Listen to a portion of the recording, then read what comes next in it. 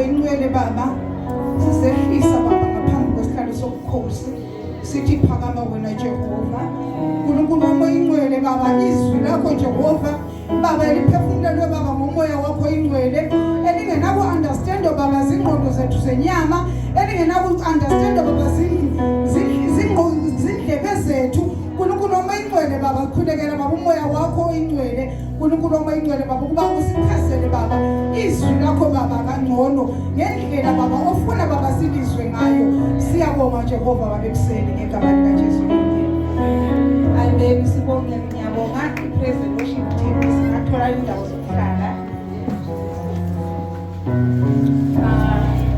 amen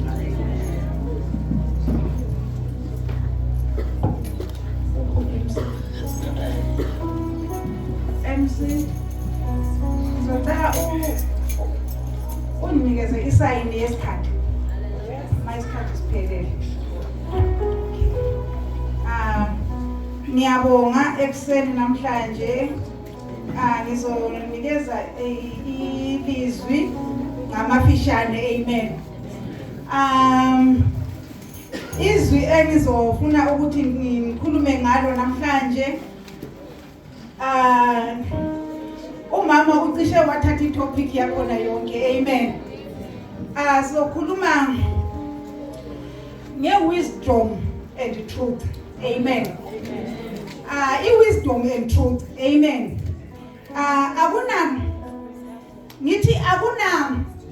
akuna wisdom akungenalizwi amen i-wisdom iza ngemva kokuthi kukhona okufundileyo kumbe kukhona okwaziyo kumbe kukhona lokho okuzwileyo that's when okubuya khona i-wisdom amen asiyanini ku 1 John chapter 5 verse 20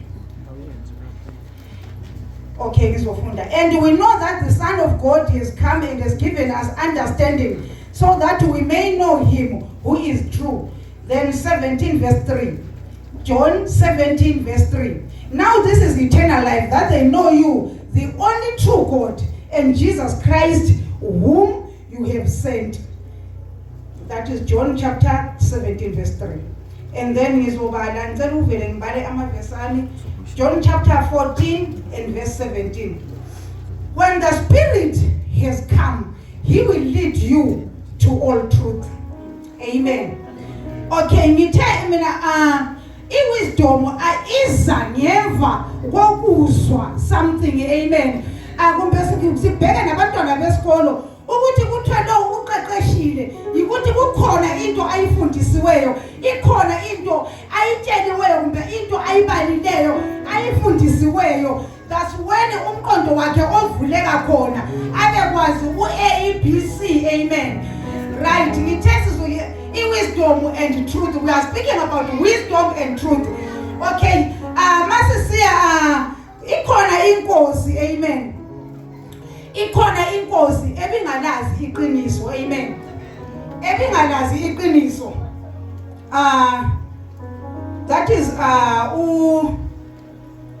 okay idingakundi ama-verses kwamanenge right uPilate uJesu lapho eselethwe phambi kwenkosi uPilate uJesu uPilate uyambuza uPilate uJesu kule one word ayikhulumayo uPilate inkosi uPilate engazange i-understand wakhuluma wathi iqiniso wakhuluma ngeqiniso amen uPilate uyabuza uthi what is truth amen ukuthi ukuthi even eyinkosi kodwa iqiniso ubengalazi then kune wisdom esithi it's human wisdom i-human wisdom ne-wisdom kaNkulunkulu zihlukene emhlabeni lapha singabona sengani i-human wisdom okwamanje sibona ngani yiyo ehamba phezulu ngoba sikhuluma ngezinto esizibonayo ngamehlo kumbe esizizwayo ngendlebe zethu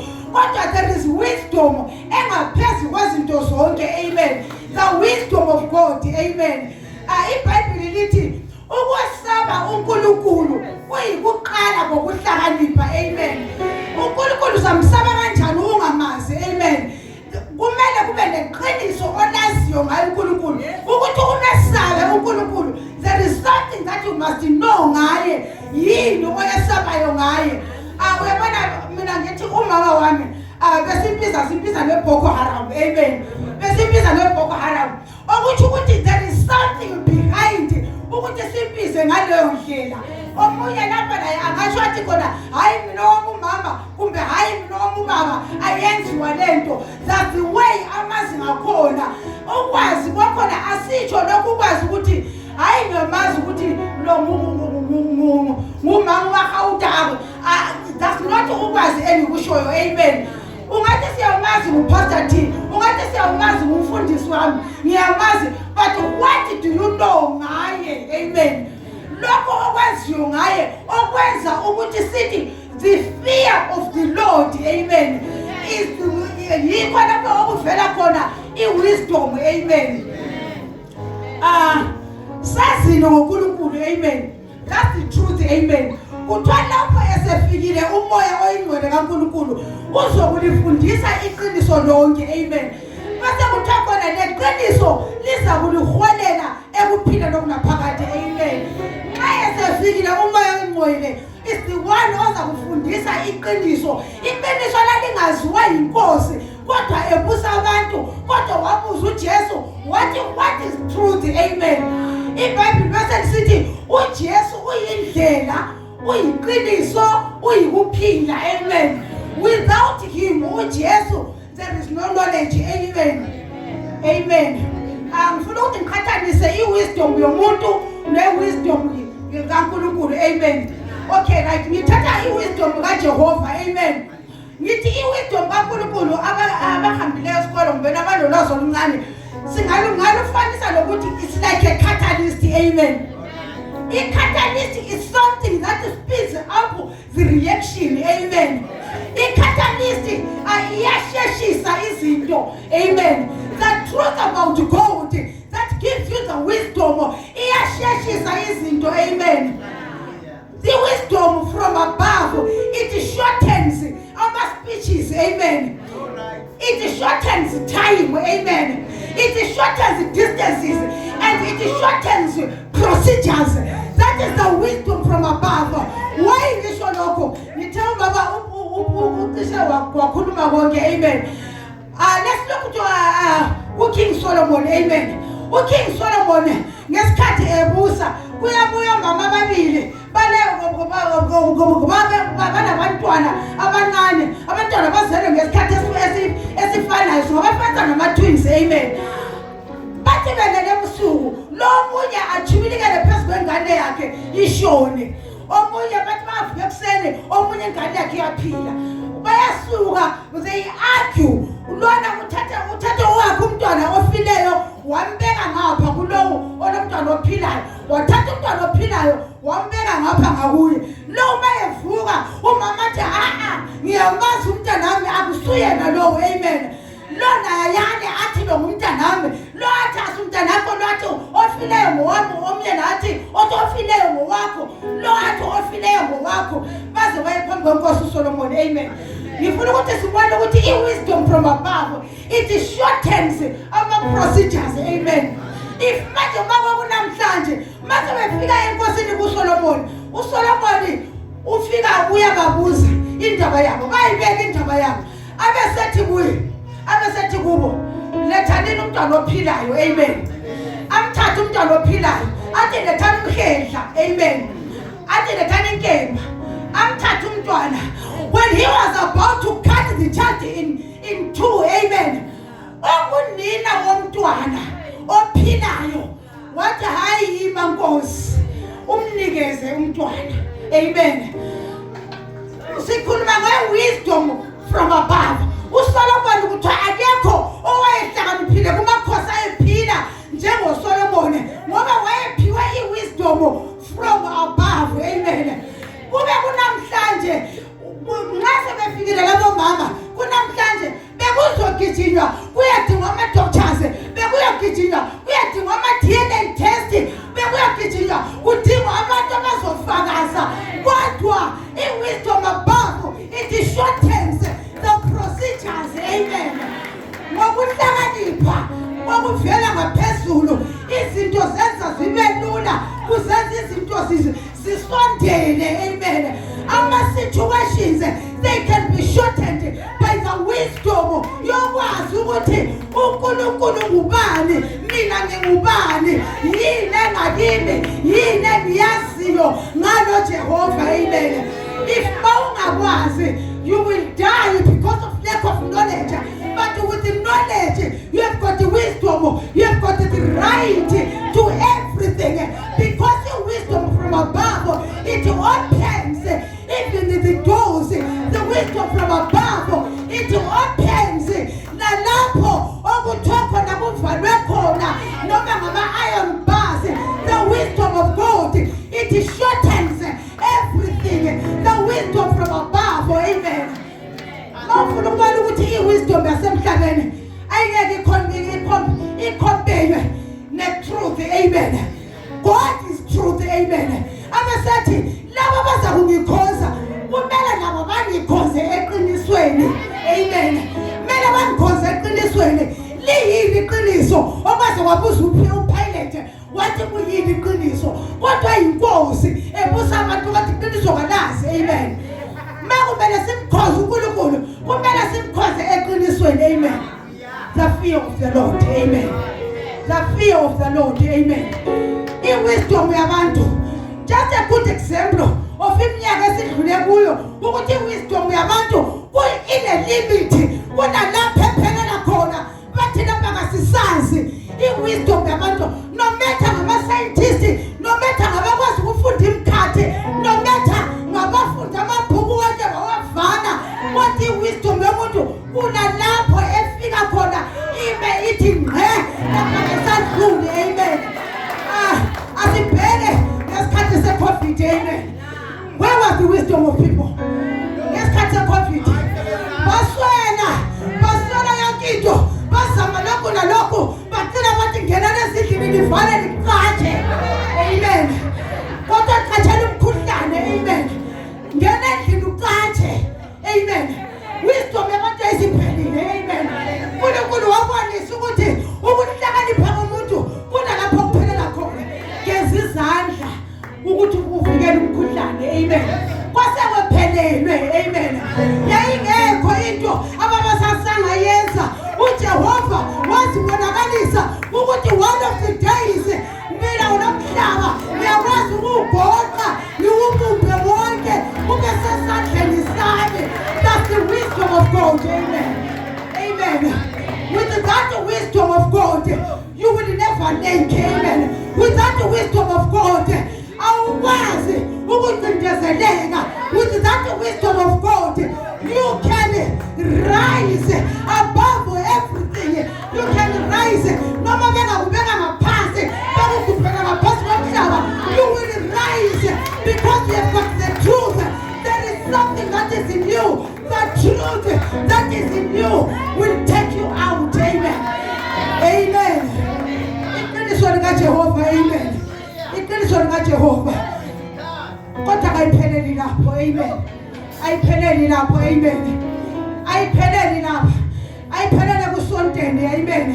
Ayiphelele kuhlanganeleni ne-church. Amen. Ayiphelele ekunifundeni kuphela izwi likaNkulunkulu, kodwa iphelela ekulazini iqiniso. Amen. About uNkulunkulu bese ulenza, bese uliphila. Amen. Amen. Amen. Amen. And the wisdom of above, from above, cannot be compared with the wisdom of people. Amen. Amen. Bayafunda abaqeqeshe benze yonke into, kodwa there is one thing that they have failed ukuthi bayenze, ukuthi bamise umuntu ukuthi afe noma nezimali ezingakanani umuntu will die, because lokho kuyinjongo kaNkulunkulu, kuyintando kaNkulunkulu. Amen.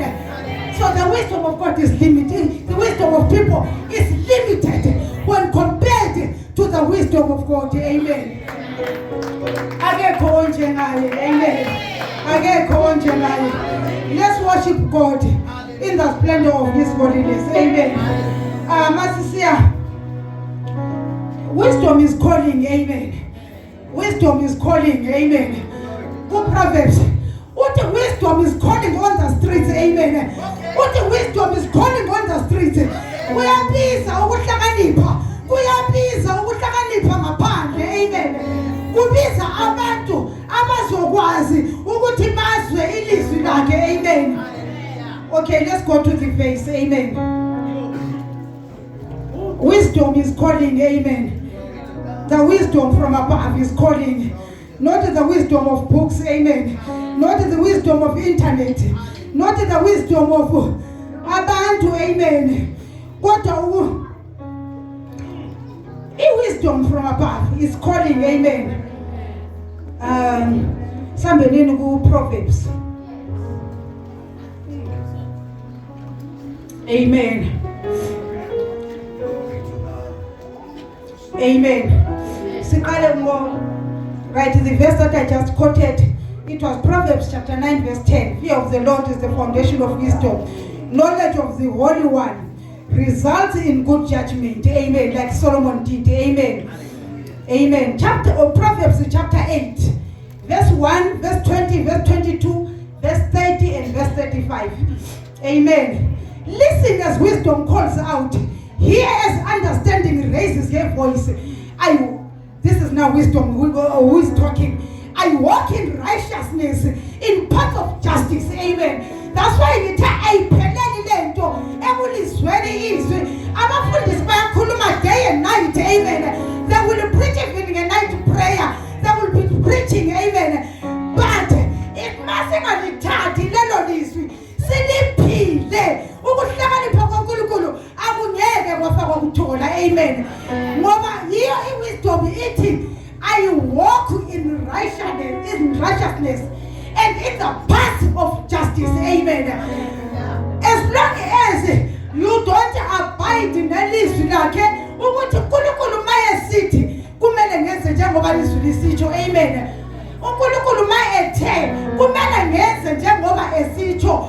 We can't be hearers and not doers of the word. Amen.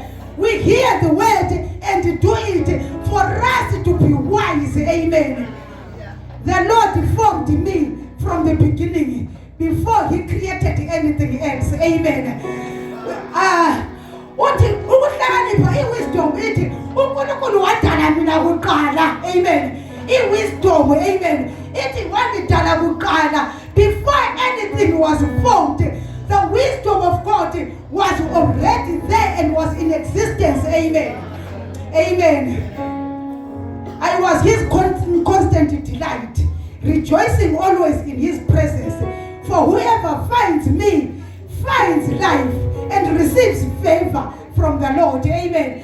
Whoever finds me wisdom, finds life and receives favor from the Lord. Amen.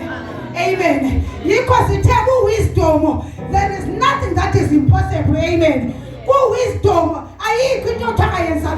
because if you have wisdom, you have God's favor. Amen. If you have wisdom, you have got life. If you have wisdom, you have got the understanding. Amen. You cannot be tossed here and there by other speeches, but because you have got something that is in you, it stimulates something within you, and then it is into practice. Amen. Amen. Amen.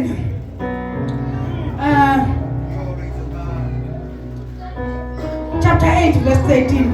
Go Proverbs. Amen. To fear the Lord is to hate evil. I hate pride and arrogance, evil behavior and perverse speech. Amen. Amen. Ukumesaba uNkulunkulu. Thank you. Ukumesaba uNkulunkulu. Amen.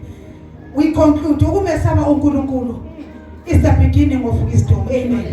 Let's fear the Lord while we are here on earth. Amen. Simesabe uJehova. Amen. Siyabonga.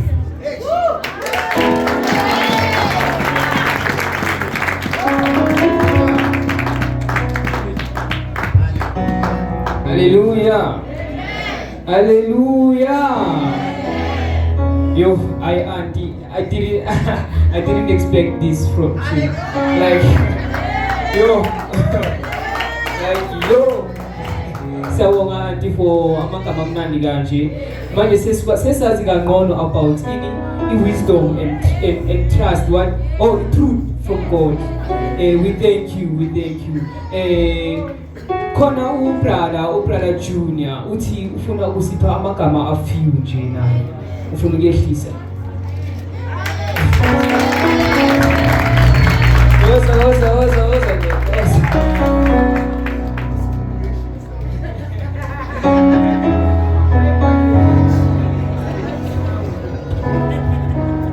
Hallelujah. Oh yes. Hallelujah. So since mina ngizwe ngathi isikhathi sishort so kuma fast. So topic for mina the benefits of being in Christ. So my question is that do you know that the definition of Christian? The definition total of Christian. So what's the command Christian? What a Christ-like. That's what we yes. So one of the benefits of being in Christ from John 3 verse 16, it shows for God so loved the world that gave his only son, so whoever who believes in him will receive eternal life. This shows we have eternal life. I would here. And I'm also showing us on eternal life. So now with it. Right? So number two, we're free from condemnation. Right? We are free from judgment, danger. That means we are free from disease, for danger. By the way, you can't go to the disease, which means the day one, so it's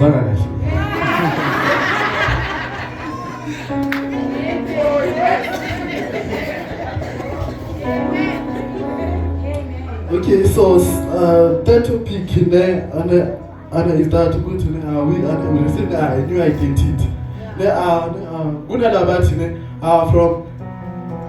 For the former things have gone, new things have come, and so it shows good and that former you is gone, and there's a new junior. Like, junior or new. No after I say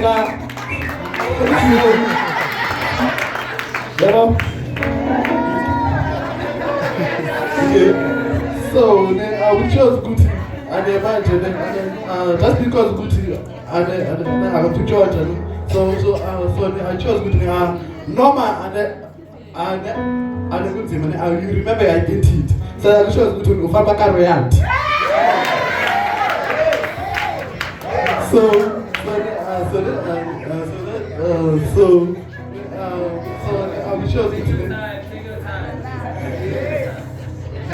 we chose greater and is he who is new than the one who is in the world. Right? So it shows with Ukulukul and it's and he's in us. So it shows with and we have everything, right? Kunala Agazibati and to those who received him and he gave them the right to become the children of God. Right? So it shows with and that I need to and you a thief, a medal, a prostitute, no offense. Like I got yeah. That's why they must say I'm so old,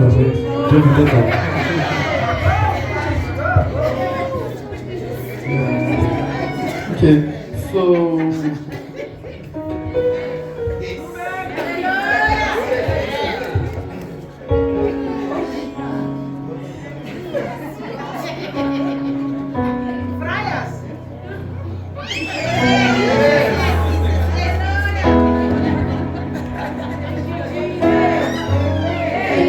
which means Uguti and we have everything and that we need, right?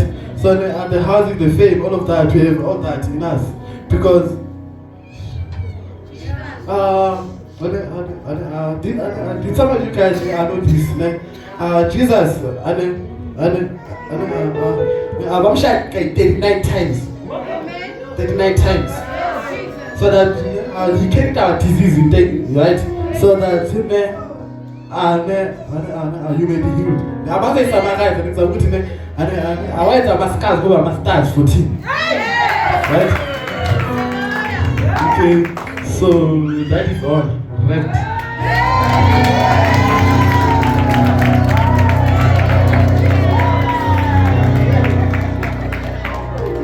Amen. Yo, I know you know your moves were like, I'm trying to get Sagala, I'm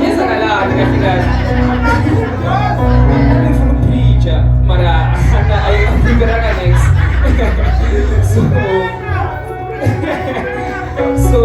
So tell the worship team is telling the Ngomezi few.